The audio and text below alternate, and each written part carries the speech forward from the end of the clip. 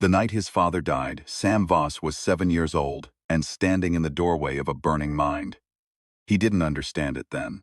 He understood only that his father had stopped being his father sometime around dusk, that the man who had read to him every night, smelled of machine oil and black tea, had begun pressing his palms to his temples and making sounds that weren't quite screaming. Sam had watched from the hall, small and still, as the Veth security detail poured into their apartment. Watched his father throw 3 of them into the walls, with nothing but his mind. He had watched them raise their weapons. He had felt every shot. That was the thing about being a resonant. You didn't just see the world, you felt it. Every mind within range was a light, and when the lights went out violently, the shockwave passed through you, like a fist through water. Commander Petra Heron was the one who found him afterward, crouched behind the kitchen console, hands clamped over his ears, though there was nothing left to hear. She was tall, angular, the kind of woman who wore her rank like a second skeleton. She crouched down to his level and said nothing for a long moment, then she said, "You felt it." Not a question. Sam didn't answer. She took him home anyway. That had been 19 years ago. Now he was a warden, a junior field officer in the Cordon Compact's Planetary Enforcement Division, and Petra Heron was the director of the Cordon Station garrison, and they still ate dinner together on the 7th day of every cycle, and she still didn't ask about what he felt. It was the most important kindness anyone had ever shown him. He took his suppressants every morning at 0600, 2 pale capsules that tasted of chalk and copper, washed down with whatever passed for coffee on Cordon Station. They didn't kill the resonance. Nothing killed it. The ability was neural, cellular, written into every synapse, but they quieted the signal, turned the roar of 3,000 minds into something manageable, a background hum, distant music through thick walls. Without them, the station was unbearable. Without them, he knew what the sanitation tech on Sublevel 4 dreamed about. He knew when the woman in the apartment above his was crying and why.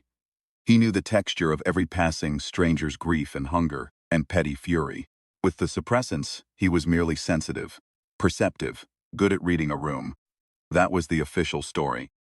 That was what it said in his personnel file under the field marked exceptional aptitudes, heightened empathic sensitivity, enhanced pattern recognition. Nothing that sounded like what it actually was.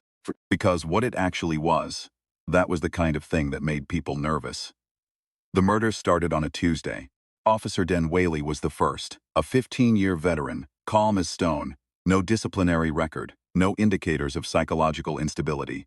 He walked into the processing hall at the start of his shift, drew his sidearm, and opened fire on the 3 nearest wardens before a ceiling-mounted suppression system dropped him. He was dead before the medics arrived. 2 wardens he'd hit survived. The 3rd did not. Sam was eating breakfast when his comm lit up with the incident report. He read it twice. Then he set down his fork and went to find Director Heron. She was already in the operations center, jaw set, eyes moving across the holographic casualty display like she was reading an enemy's intent and not liking what she found. Whaley had no motive, she said without looking up. No grievances on record. Wellness evaluations were clean 6 weeks ago. Was he erratic before it happened? Colleagues reported he seemed distracted for 3 days prior. Unfocused. She paused. Complained of headaches. Sam felt something cold settle in his stomach. Was there a physical examination? Toxicology's running now. He waited. She finally looked at him. "Don't," she said. "I'm not. You're thinking about stopping your suppressants, I can see it. I'm thinking that if something influenced Whaley's neural patterns, I might be able to detect a residual." "Whaley is dead, Sam. I know." He held her gaze. "Which is why I want to find what killed him before it happens again." She looked at him for a long time. Outside the operations center, the station moved around them. Footsteps, voices, the distant thrum of atmospheric processors. 3,000 minds, safely muffled behind 2 small chalk-colored capsules. "Toxicology first," she said finally, "then we talk." Toxicology took 6 hours. What it found changed everything. The compound was synthetic, not from any known compact pharmacological database. It had been administered subcutaneously, a microinjection so small that the entry point would have been missed entirely without targeted scanning. The compound targeted the amygdala and the orbital frontal cortex. It flooded specific regions with a tailored neurotransmitter cascade that did not impair motor function, did not alter the host baseline elitsin or personality. It did one very specific thing. It weaponized fear. Whatever the host feared most, whatever image, face, or scenario lived deepest in the architecture of their private terror, the compound surfaced. It amplified it, made it physically present, made it real. The host didn't experience hallucination. They experienced certainty. Perfect, unquestionable certainty that the most frightening thing in their universe was standing directly in front of them. In Whaley's case, it had been his children. His estranged children, who he hadn't spoken to in years, who his deepest regret told him he had failed. Compound had shown him something wearing their faces. Something that came toward him with their voices. The wardens he had shot had not been wardens. In his final moments of perceiving the world, he had shot something else entirely. Sam read the report in the medical bay. Sitting beside a body he had never known well enough, but now felt he understood completely, in the way you understood someone, only when they were no longer present to defend the complexity of who they had been. He thought about fear, about how specific it was, about how well someone would have to know a target, how deeply they would have to read them, to calibrate a compound for a particular person's particular dread. He thought about what kind of mind could do that. He went back to his apartment. He held the suppressants over the recycler for a long moment. Then he set them down beside the sink, unopened, and lay down on his bed and stared at the ceiling and let the station come back to him. It was not pleasant. 3,000 minds, unfiltered, was like walking into a crowd after years in a sensory deprivation tank. The cascade was immediate and physical, a pressure behind the eyes, a tightening in the chest, the sensation that his skull was 3 sizes too small for everything being asked to exist inside it. Breathed through it. He had been trained, once, in the old resonant discipline protocols that the compact no longer officially endorsed. Breathe through the incoming data. Give it shape. Sort it. Don't let it flatten you. He sorted. He found the station's emotional weather, the ordinary texture of daily life. Worry about work shifts, the low current of loneliness that ran through solo-assigned quarters, the specific bright warmth of 2 people in love who hadn't said it yet. He cataloged and set aside. He pushed his awareness out and looked for something that didn't belong. He found it on the 3rd night. Not a mind, an absence, a gap in the signal. A place where there should have been the natural fuzzy perimeter of a living consciousness, and instead, there was a kind of blankness, smooth and sealed, like a room with no doors. He almost missed it. It was deliberately unobtrusive. It moved through the station at irregular intervals, never staying long enough in any one sector to draw attention from standard scans, rotating between maintenance corridors and off-hours administrative sections. If he hadn't been actively looking, if he hadn't been pulling his awareness outward and letting it settle with the patience of someone laying a very fine net, he would never have detected the shape of it at all. He detected only that it was there. He could not read it, could not penetrate it, could not find the edges of whatever mind lived behind that blankness. It was like trying to scan a wall, he told Harren in the morning. She listened without interrupting, which was how he knew she was alarmed. Petra Harren was not, under ordinary circumstances, a listener. "You think someone is blocking your scans," she said when he finished. "I think someone has a neural shielding apparatus of a sophistication I've never encountered. Whatever it is, it's biological or implanted. It's not external. It moves with them. A resonant? I don't know. Maybe. Or someone who was once treated by a resonant and developed counter protocols. Or something else entirely." He paused. "Point is that someone aboard this station has a mind I cannot read. 3 days ago, an officer with no motive killed 2 colleagues under the influence of a precision-tailored fear compound. I don't think those things are unconnected." "No," Harren said quietly. "Neither do I. They found the second victim before they found the source. Officer Mara Tessic.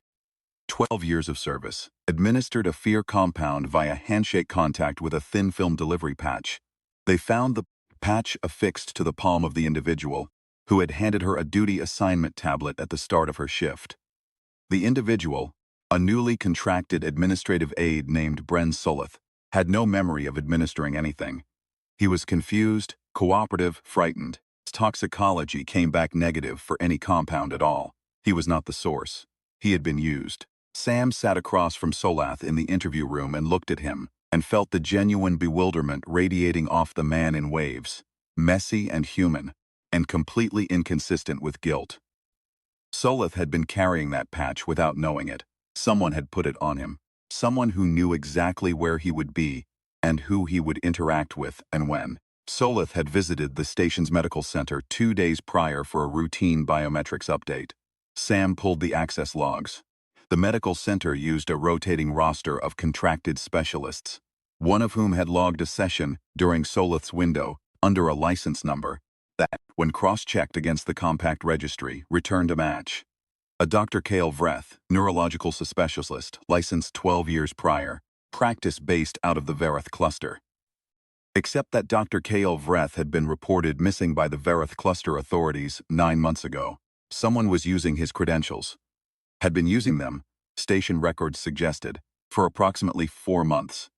Moving through medical systems, touching personnel files, reading the intimate vulnerability maps that every wellness evaluation and biometrics scan quietly assembled.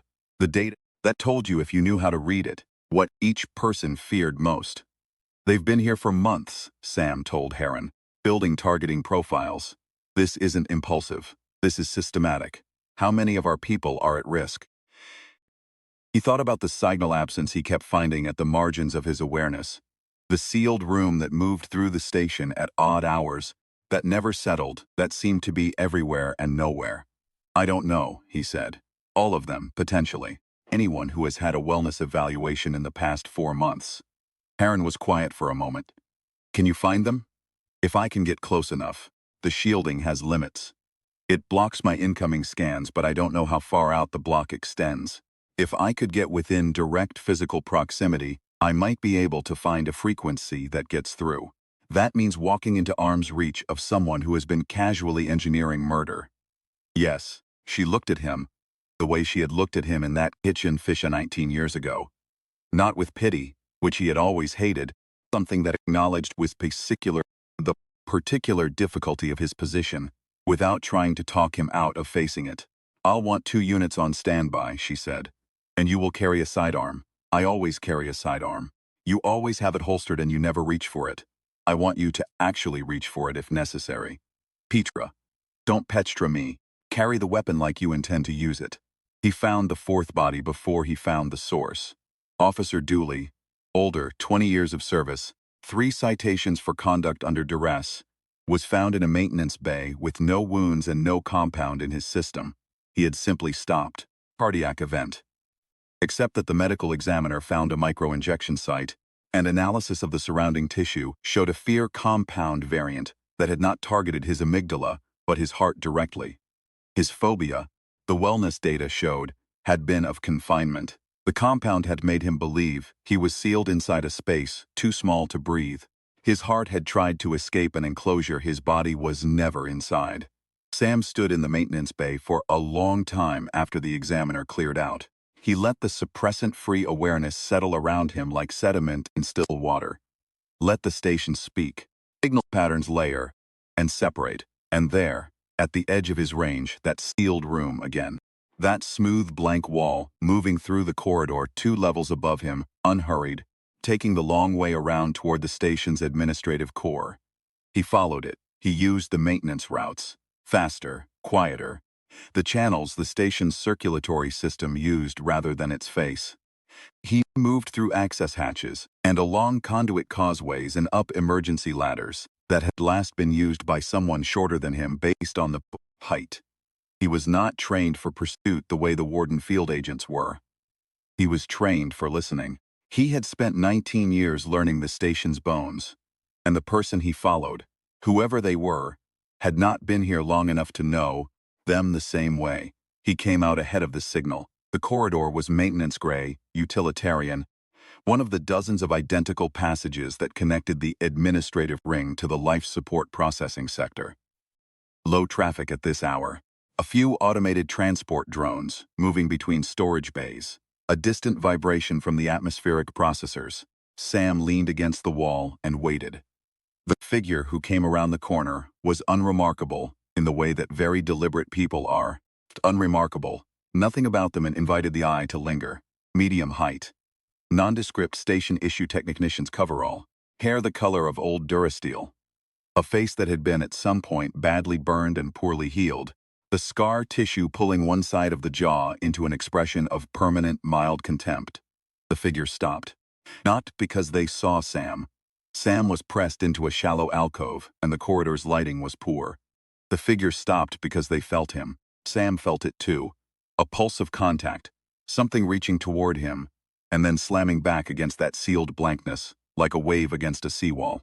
The figure's head turned toward his position with a precision that had nothing to do with sight. Interesting, the figure said. The voice was precise, careful.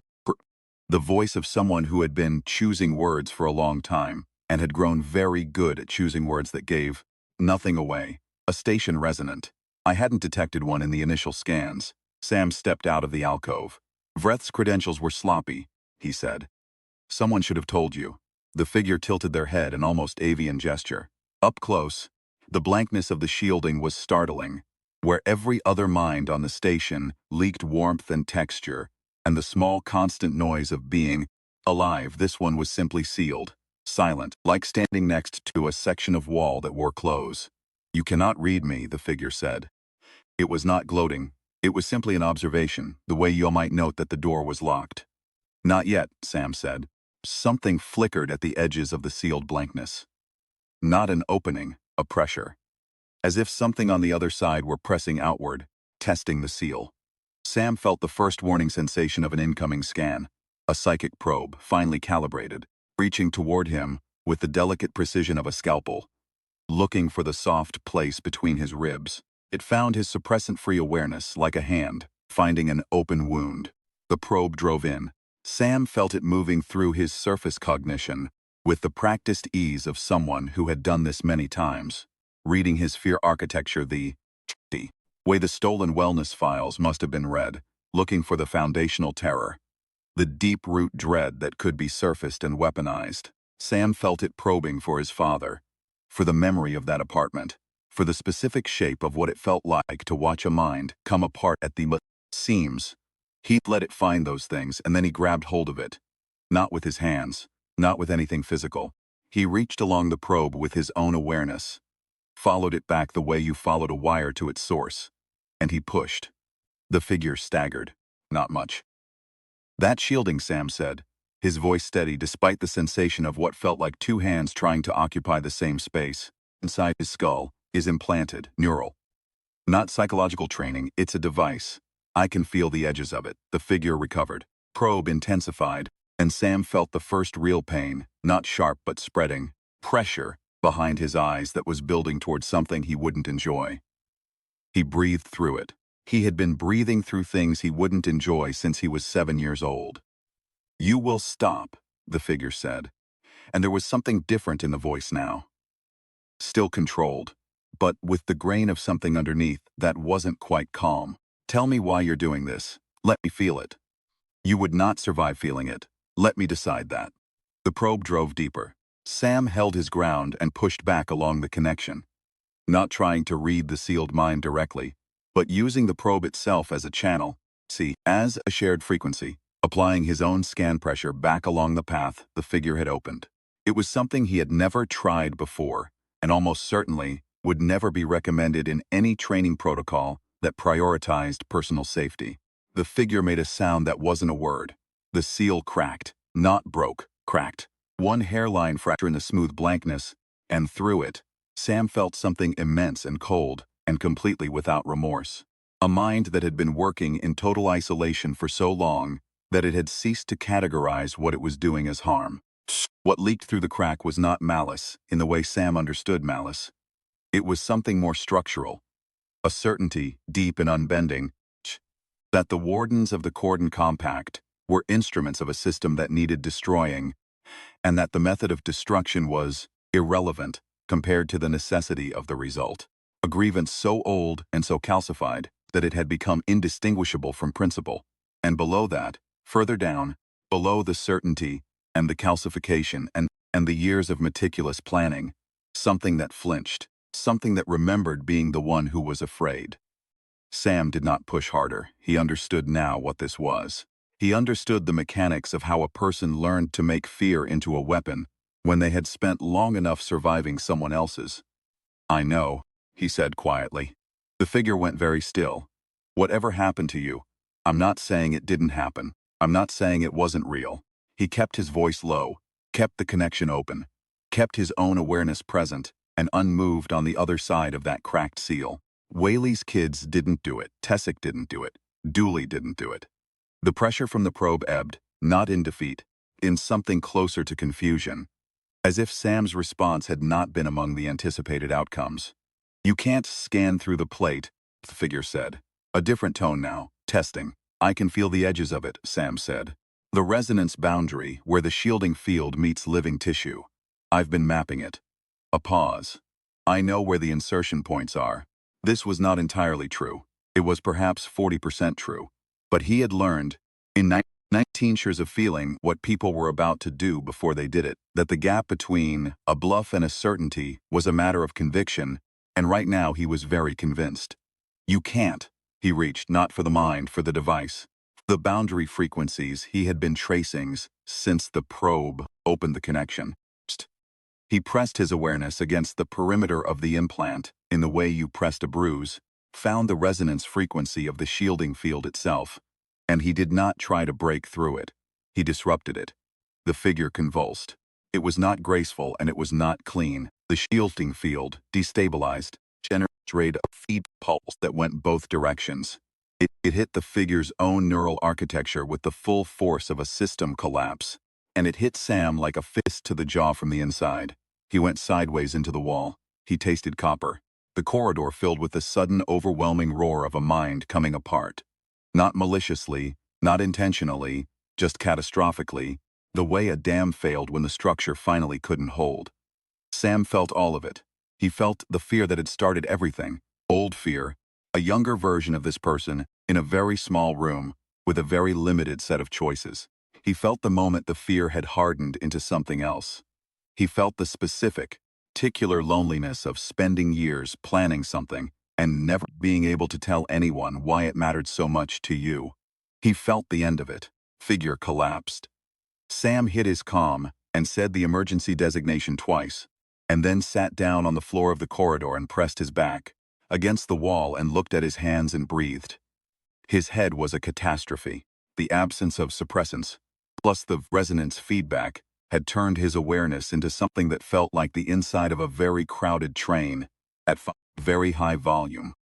He could feel the warden units responding to his signal, their urgency a clean, bright shape in the noise, Heron's distinct mental signature moving with them. Sharper than most, disciplined, focused.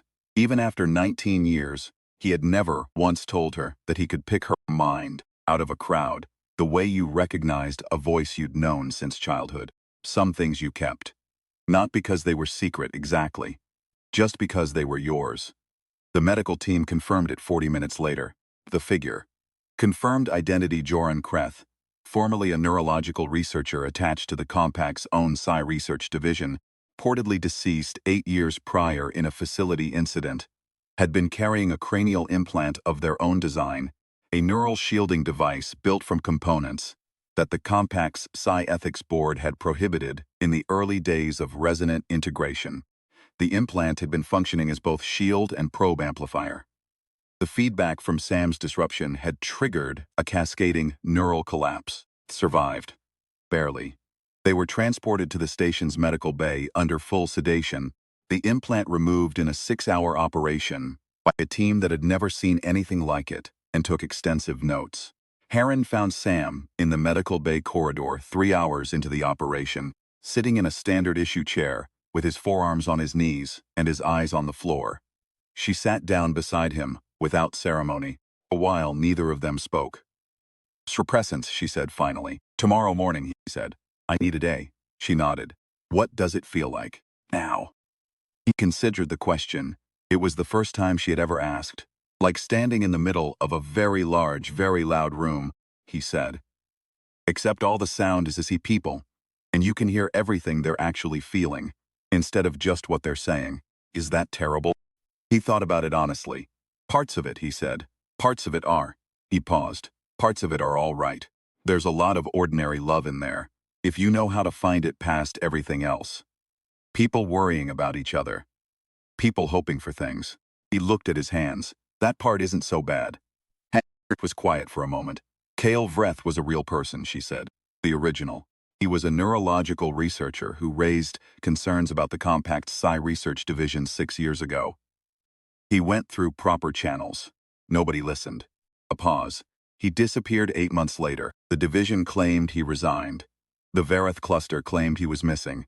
She let that sit between them. Kreth, the person in there, was his research partner. They were close, apparently. Sam said nothing. I'm not excusing it, Heron said carefully. Whaley, Dooley, the others. I'm not excusing any of it, I know. But the thing that started it. She didn't finish. I know, he said again. They sat in the corridor in the particular quiet of people who had known each other long enough that silence between them had weight and texture. Through the medical bay walls, Sam could feel the distant warmth of the surgical team's concentration. Precise, professional, a little tired. He could feel the muted flicker of Kreth's sedated mind, deeply under, formless and blunted by medication into something that was almost peaceful. He thought about a 7-year-old in a kitchen with their hands over their ears. He thought about what happened to grief when it had nowhere to go for long enough. He thought about Petra Heron crouching down to his level in a burning apartment and saying, "You felt it." Just that. Just the acknowledgement of the thing, as if the act of being witnessed was itself a form of care.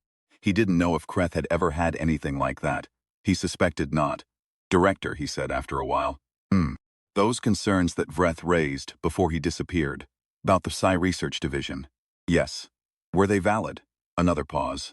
Longer than the last.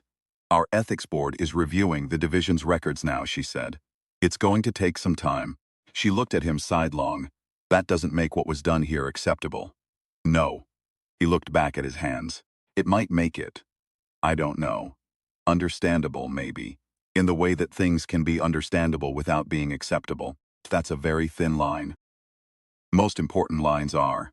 She didn't respond to that, which was her version of agreeing with him. He had learned her tells over 19 years the same way she had learned his, carefully, incrementally, the accumulation of small, consistent things. He took the suppressants the next morning at 0600. 2 pale capsules, chalk and copper, down with coffee. The roar of 3,000 minds ebbed to a manageable hum. Distant music through thick walls. He stood at his kitchen window and looked out at the station's interior ring. The walkways and shop fronts and transit lines. The ordinary busy movement of people going about their days. And he felt the muffled warmth of all of it through the medication's filter. The low background signal of a lot of people alive and going about the business of being alive. Which was, when you stripped away everything else, still the most stubbornly remarkable thing he had ever been able to feel. He thought about his father. He did that sometimes in the mornings, not with the grief it had carried in the early years. The grief was older now, softer, something he wore the way you wore a scar, present and incorporated rather than raw. He thought about a man who had been built to feel the world too loudly, who had eventually been unable to hold the signal, who had come apart in a burning apartment with his son in the hallway and no one to tell him. Felt it, just that. Just the acknowledgement. Sam thought that if there was anything specifically human, anything that made their particular make of consciousness worth preserving against anything, that would rather they were silent and sealed and weaponized and useful. It was that, not the psychic ability, not the tactical capability, not any of the things the Compact had evaluated and measured and filed away under exceptional aptitudes. It was the small, stubborn, apparently inexhaustible human need to simply be known by someone else. He finished his coffee. He picked up his sidearm, holstered it with the kind of intention Petra Heron would have approved of. And he went to work.